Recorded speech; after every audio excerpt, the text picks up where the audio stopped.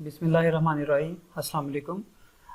Lecture 4 हमारा last lecture है basic जावा के यानी कि सिंटैक्स के हवाले से। इसके बाद लेक्चर 5 से जो है वो हम ऑब्जेक्ट ओरिएंटेड प्रोग्रामिंग के कंसेप्ट स्टार्ट करेंगे। लेक्चर 4 में हमने क्या काम करना है इसको पहले देख लेते हैं। लेक्चर 4 में आपको बताता हूँ कि इफ एल्स कैसे यूज करते हैं, लूप्स कैसे यूज करते हैं, फॉर वाइल डू वाइल वगैरह, और फंक्शंस कैसे क्रिएट करते हैं। लेकिन ज़्यादातर चीज़ें तो ये वही हैं जो आप लोगों ने जावास्क्रिप्ट में या सी में, जो भी आपकी फर्स्ट प्रोग्रामिंग लैंग्वेज थी जिसमें आपने बेसिक लॉजिक बिल्डिंग सीखी थी, उसमें आपने यूज़ किया होगा। लेकिन चंद चीज़ों का थोड़ा सा फ़र्क है, खास तौर पे बूलियन की इंटरप्रिटेशन का जो है वो कुछ फ़र्क है। तो मैं ऐसा करता हूँ, कोड लिख के आपको ये बात डेमोन्स्ट्रेट कर देता हूँ ताकि आपको ये बात जो है वो वाज़ह हो जाए अच्छी तरह। तो वापस हम चलते हैं कोड में मैंने ये किया है कि लेक्चर 4 के नाम से एक फ़ाइल बना ली है पहले ही, क्योंकि आप इस सिंटैक्स से पहले ही फेमिलियर हैं।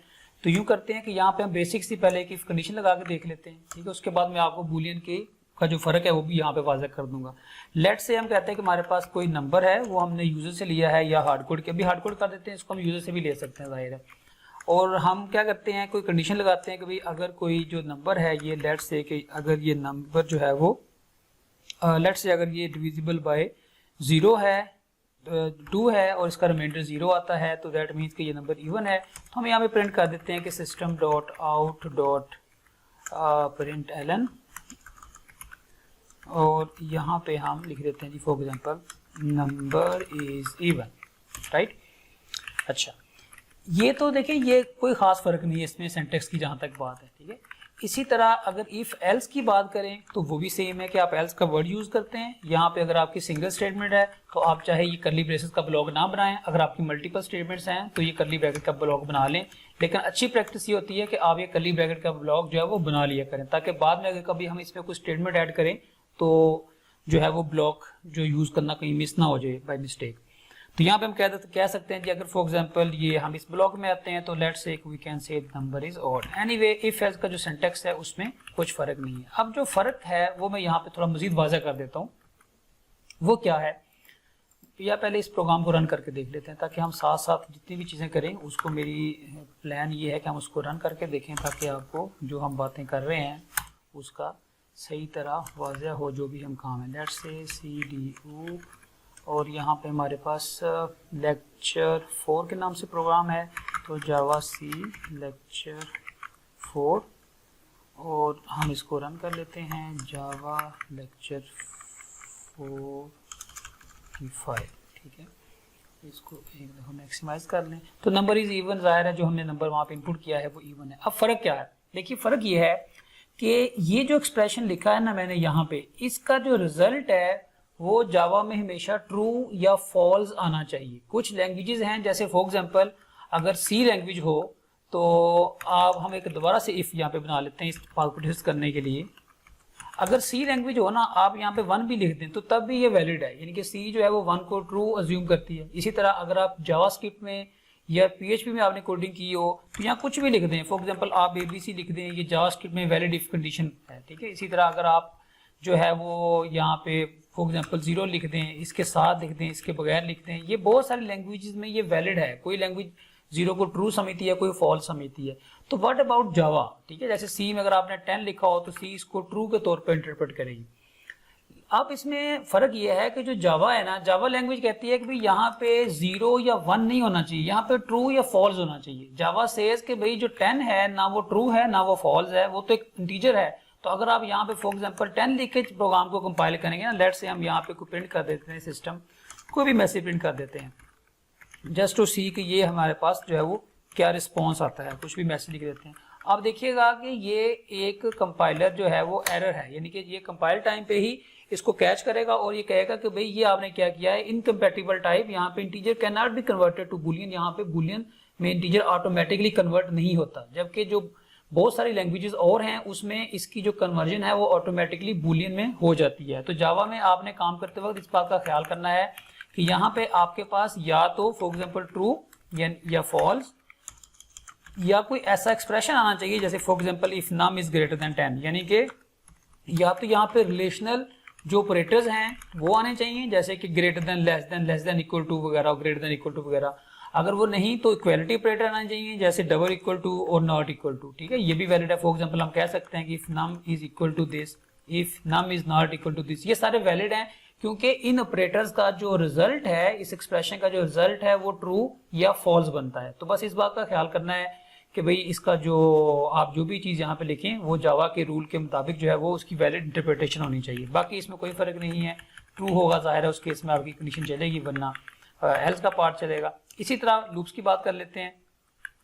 लूप के सिंटेक्स में भी कोई फर्क नहीं है, just for the sake of completion आपको मैं थोड़ा सा सिंटेक्स बता देता हूँ। लेट्स से कि हम कहते हैं फॉर का लूप लगाते हैं और फॉर के लूप की बॉडी में कोई काम कर लेते हैं। जैसे हम कहते हैं जी कि इंटीजर है I, let's start it from 0 and जब तक आई की value less than equal to 10 है, आई की वैल्यू को इंक्रीमेंट कर दो। बहुत बेसिक सा लूप बना रहे हैं जस्ट टू शो यू कि इसके सिंटेक्स में कोई फर्क नहीं है, ये एग्जैक्टली सेम सिंटेक्स है जैसे आपने पहले कभी फॉर लूप किसी लैंग्वेज में यूज किया होगा। तो यहाँ पे अगेन हम यूज करते हैं system.out.println और यहाँ पे हम प्रिंट कर देते हैं भी जो भी आई की वैल्यू है। तो बहुत बेसिक सा लूप है, देखें भी आई की वैल्यू हम जो है वो 0 से या 1 से स्टार्ट करके 10 तक जा रहे हैं और उसको जो है वो हम प्रिंट कर रहे हैं। तो वापस आके इसको आप जो है वो एक दफ़ा कंपाइल करें, उसके बाद आप इसको एक दफ़ा रन करके देखेंगे तो जाहिर है ये जो लूप है ये 1 से लेकर 10 तक काउंटिंग प्रिंट कर देगा। Same is the case with while loop and do while loop, उसमें भी कोई फर्क नहीं है। अगर आप फॉर एग्जांपल इसी लूप को हम वाइल में कन्वर्ट कर देते हैं तो आपको पता है कि वाइल लूप में जो इनिशियलाइजेशन है वो बाहर आ जाती है, इसको हम बाहर ले जाते हैं इस स्टेप को यहाँ से, और ये फॉर का लूप जो है वो वर्ड वाइल से कन्वर्ट हो जाता है और जो इनिशियलाइजेशन जो इंक्रीमेंट या डिक्रीमेंट का पार्ट है ये हमारा लूप की बॉडी के अंदर आ जाता है। तो ये हमने क्या किया, अपने फॉर लूप को वाइल लूप में कन्वर्ट कर लिया और जाहिर है इसके अलावा हम कोई कुछ और काम करने की जरूरत नहीं है। हम वापस आएंगे, इसको रिकम्पाइल करें, इसको दोबारा से रन करें तो जो भी ये इसकी आउटपुट है वो जाहिर है उसी तरीके से रहेगी, क्योंकि हमने सिर्फ लूप का जो नाम है वो चेंज किया है, बाकी लूप के बिहेवियर में हमने कोई चेंज नहीं किया। Same is the case with do while loop. Do while में आपको पता है कि हम क्या करते हैं, ये जो कंडीशन है ये वाली वाइल की, ये हम यहाँ से उठा के यहाँ पे एंड पे ले जाते हैं, ठीक है, इस जगह पे, और यहाँ पे हम क्या लिख देते हैं डू, और जो इंक्रीमेंट का पार्ट है वो भी लूप की बॉडी में रहता है। तो हम इस तरीके से जो है वो अपने डू वाइल के लूप को यूज कर लेते हैं। बस इसमें फर्क ये है कि यहाँ पे आप सेमीकोलन लगाना नहीं भूलेंगे, वरना ये प्रॉपर स्टेटमेंट क्लोज नहीं होगी। तो इसी तरीके से अगर आप इसको कंपाइल करते हैं और रन करते हैं तो ये भी यानी कि उसी तरीके से आउटपुट जनरेट करेगा। बस ये आपको दिखाने का मकसद ये है कि जो लैंग्वेज नहीं होती है ना, हम आमतौर पे समझते हैं कि शायद उसमें चीज़ें बहुत फ़र्क हैं, उसमें सिंटेक्स का फ़र्क होगा, मैं उसमें काम करने लगा हूँ तो पता नहीं काम होगा कि नहीं। तो ऐसे नहीं समझना, प्रोग्रामिंग लैंग्वेज में बहुत सारी चीज़ें दूसरी लैंग्वेज से जब वो मैच कर रही होती हैं तो बस आपको काम शुरू करने की देर होती है तो आपके काम जो है वो जल्दी हो जाता है। कोई इतना ज़्यादा टाइम नहीं लगता नई चीज़ों को सीखने में जितना हम आमतौर पे किसी चीज़ को शुरू करने से पहले जो है वो समझ रहे होते हैं। तो ये थोड़ी सी हमने बात कर ली फॉर की, वाइल की, डू वाइल लूप की। इसी तरह इसमें एक और लूप होता है, उसे कहते हैं इनहैंस्ड फॉर लूप। वो मैं तब करवाऊंगा जब हम अरेज को पढ़ेंगे, क्योंकि वो आमतौर पे अरेज का डेटा जो है वो प्रोसेस करने के लिए यूज होता है। तो साथ ही हम फंक्शंस की बात कर लेते हैं। लेट्स से कि अभी ये हम फंक्शन हम यहीं पे कैलकुलेट कर रहे हैं ना कि नंबर इवन है कि नहीं। तो लेट्स से कि हम एक फंक्शन बना लेते हैं जो बताएगा कि एक नंबर इवन है कि नहीं। तो फंक्शन बनाने का क्या तरीका है, इसी तरीके से फंक्शन बना लेते हैं। हम कहते हैं जी लेट्स से हमारे पास एक फंक्शन होगा। आपको पता है कि फंक्शन बनाने से पहले हमें जो है वो लिखना पड़ता है, पब्लिक लिखना जरूरी नहीं है, लेकिन अभी आप चूंकि मेन में भी हमने ये 2 लफ्ज लिखे थे, अभी इसको एज इट इज यूज कर लेते हैं। इसकी डिटेल में आपको थोड़ा आगे जाके बताऊंगा कि इसकी फर्दर डिटेल क्या है। ये फंक्शन रिटर्न क्या करता है, लेट्स से कि हम कहते हैं फंक्शन को कि एक नंबर देंगे और ये बताएगा कि ये नंबर ट्रू है या फॉल्स है। तो दैट मीन्स कि ये फंक्शन हमें बूलियन रिटर्न करेगा। तो हम कहते हैं जी बूलियन रिटर्न करेगा इज इवन, क्या ये इवन है। तो और इसको हम एक यहाँ पे इसको रिसीव कर लेंगे नंबर को। लेट्स से कि हमारे पास ये नंबर है और यहाँ पे हम क्या करेंगे, बहुत बेसिक सा फंक्शन बना रहा हूँ, इफ अगर तो वो नंबर जो है उसी कोड को हम रिपीट कर लेते हैं, बल्कि इसी को यहाँ से कॉपी कर लेते हैं। कॉपी क्या करना है, बेसिक स्टेटमेंट है। इफ नंबर जो है उसका जो 2 के साथ रिमाइंडर है वो इज इक्वल टू 0 आता है, तो दैट मीन्स कि हमने रिटर्न करना है ट्रू कि वो नंबर जो है वो इवन है। और एल्स में हमने क्या करना है, एल्स में हमने रिटर्न करना है फॉल्स। तो इस फंक्शन को कॉल कैसे करना है, ये भी बहुत सिंपल है कि आप जहां से भी कोई काम करना चाहते हैं आप यहाँ पे कह सकते हैं कि भी फॉर एग्जांपल इफ ये काम करने की बजाय, अब आपको पता ना कि यहाँ पे ट्रू या फॉल्स होना चाहिए, तो हम ये कह सकते हैं कि इज इवन, क्या ये नंबर इवन है। कौन सा नंबर, ये वाला नंबर जो है।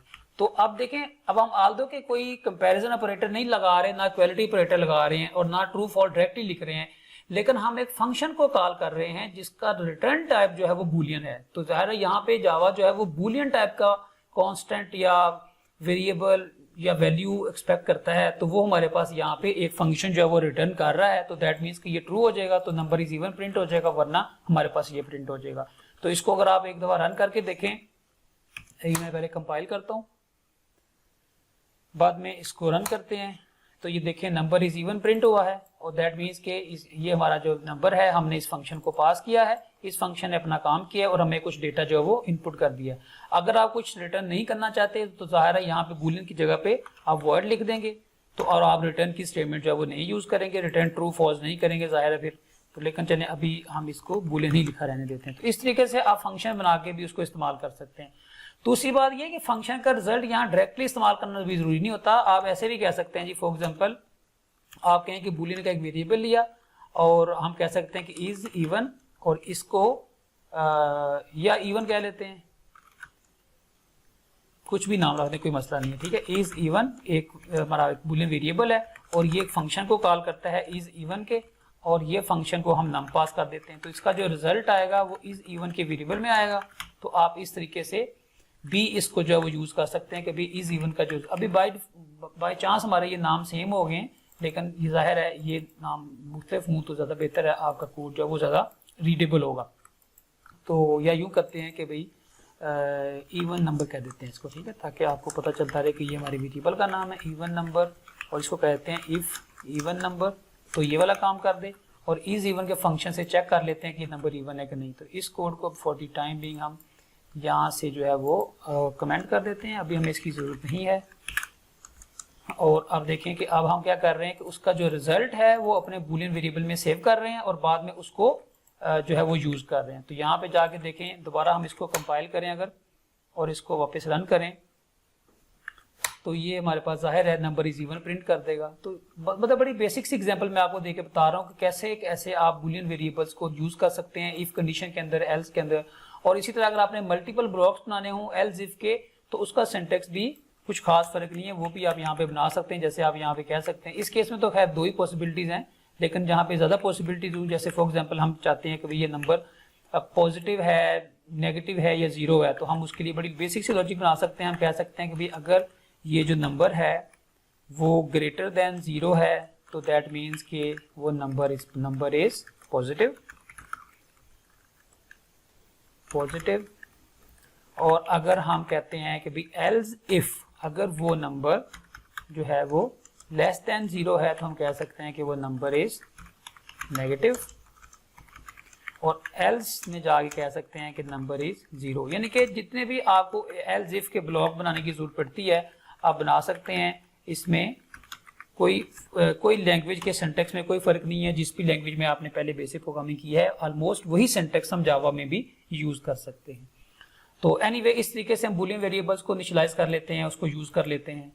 और व्हाट एल्स, इसमें हमने और क्या सोचा था बात करेंगे, फंक्शन की बात हो गई, डू वाइल की, फॉर लूप की, इफ एल्स की। Anyway this is very basic video, आप इसकी थोड़ी सी प्रैक्टिस कर लें इन चीज़ों की। और हाँ, इन चीज़ों की प्रैक्टिस करने के लिए मैंने एक काम ये किया है कि आपके लिए एक बेसिक सी टास्क डिज़ाइन की है। अगर आप वो करना चाहें तो that would be much valuable. For example अगर आप मेरे ब्लॉग पे जाएं और यहाँ पे ये टास्क क्या है, ये टास्क करने जाहिर है मैंडेटरी नहीं है, अगर आप प्रैक्टिस करने के लिए करना चाहते हैं तो आप इसको कर सकते हैं। यहाँ पे अगर मैं लिखता हूँ ना टास्क, लेट्स से टास्क 1 ऊप, ठीक है, तो यहाँ पे आपके पास कोई टास्क आ जाएगा और वो ऑब्जेक्ट ओरिएंटेड प्रोग्रामिंग का, ये देखें जावा बेसिक्स का टास्क है। इसमें मैंने क्या किया हुआ है कि आपको बड़े बेसिक से जो है ना वो 10 प्रोग्राम दिए हुए हैं, 1 से लेकर ये जो भी 10 प्रोग्राम हैं सारे के सारे। ये जो प्रोग्राम्स हैं ये सारे यूजर से बेसिक सा डेटा इनपुट में लेना और बेसिक सी लॉजिक जो है वो डेवलप करना, ताकि हम वो डेटा कुछ कंप्यूटेशन कर रहे हैं हमारी इफ एल से, एल्स इफ से, फॉर के लूप से डेटा इनपुट लेने से, कंसोल पे प्रिंट करने से, और बेसिक जो लॉजिक बिल्डिंग है वो तमाम जो बेसिक चीज़ें हैं, जो बेसिक कंसेप्ट्स हैं वो हमारे अच्छी तरह क्लियर हो जाएं ऊप की जो कंसेप्ट्स हैं उसको शुरू करने से पहले। तो आई सजेस्ट यू कि आप कम से कम ये वाले जो 10 प्रोग्राम हैं ये बहुत बेसिक नेचर के हैं, आप ये ज़रूर करें, तो ताकि आपने अभी तक हमने जो पहली 4 वीडियोस में पढ़ा है वो सारी आपकी जब अच्छी तरह प्रैक्टिस हो सके। तो इंशाल्लाह अगली वीडियो में मिलते हैं ऑब्जेक्ट और क्लास के टॉपिक के साथ, ताकि हम ऊप की जो कंसेप्ट्स हैं उसको स्टार्ट कर सकें। अल्लाह हाफिज़।